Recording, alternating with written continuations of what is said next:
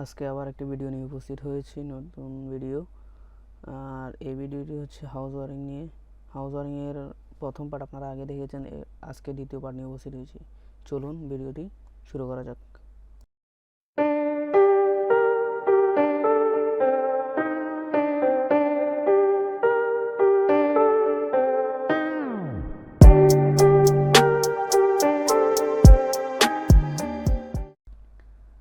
এখানে মিটার বসবে, এটা হচ্ছে মিটার বোর্ড। আর এদিকে ফল আছে, রাতের অন্ধকার দেখানো যাচ্ছে না। এখানে মিটার বসবে, আর এখানে এখন মিটার নাই, যার কারণে আমি ওই পাশে একটা ঘর থেকে লাইন নিয়ে নিয়েছি। হাউস ওয়ারিং কমপ্লিট আছে, এখন আপনাদেরকে শুধু ওয়ারিংয়ের যে লেআউট এটা দেখাবো। আর এটা হচ্ছে মেন সুইচের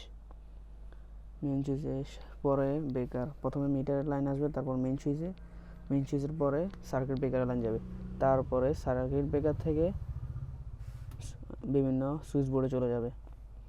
এইখানে একটা সুইচ বোর্ড, নিচে একটা পাওয়ার সকেট দেওয়া হয়েছে ফ্রিজের জন্য। পাওয়ার সকেটের লাইন আছে।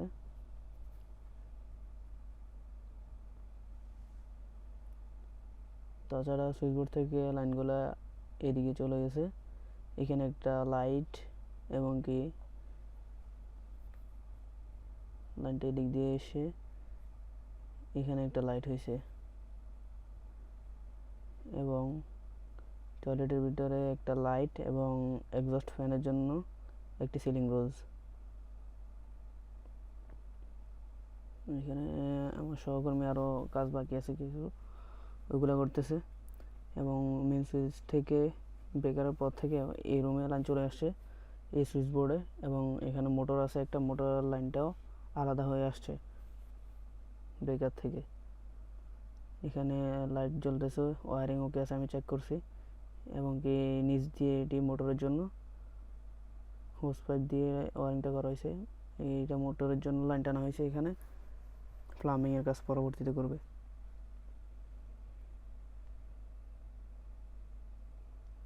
বাইরে একটা লাইট দেওয়া হয়েছে মেন সুইচে, যেখানে ওইখানের বোর্ড থেকে বাইরের জন্য একটা লাইট দেওয়া হয়েছে। এখান থেকে এই সুইচ বোর্ড থেকে বাইরের লাইন দেওয়া হয়েছে। ওয়ারিং ওকে, সব কমপ্লিট। এবং এখন ওনারা মিটারের জন্য অ্যাপ্লাই করছে। আরবির লোক এসে 2-1 দিনের মধ্যে মিটারটা লাগিয়ে দিয়ে যাবে। আজকের জন্য ভিডিওটি এই পর্যন্ত। সবাই ভালো থাকবেন, সুস্থ থাকবেন। আর যাওয়ার আগে একটি কথা, যারা আমার চ্যানেলকে এখনও সাবস্ক্রাইব করেননি, সাবস্ক্রাইব বাটনটি প্রেস করবেন এবং পাশে থাকা বেল আইকনটি ক্লিক করে অলে ক্লিক করে দেবেন। সবাই ভালো থাকবেন, সুস্থ থাকবেন। আল্লাহ হাফেজ, আসসালামু আলাইকুম।